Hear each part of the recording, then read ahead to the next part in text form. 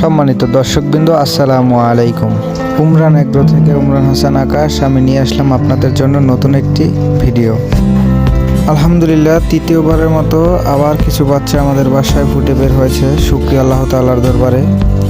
এইবার ইনকিউবেটরে ডিম দেওয়ার পর ভাই আমি অনেকটা টেনশনে ছিলাম, কারণ এইবার ইনকিউবেটর ডিম দেওয়ার পর থেকে আমাদের এলাকার বিদ্যুতের লাইনের সংযোগের পাশে যে গাছগুলো ছিল, তো গাছের ডাল কাটার জন্য সাময়িকভাবে প্রায় 2 থেকে 3 দিন তারের পাশের গাছ কাটার জন্য কারেন্ট বন্ধ ছিল ভাই। সকাল 9টায় যেত আর আসতো প্রায় সন্ধ্যার দিকে।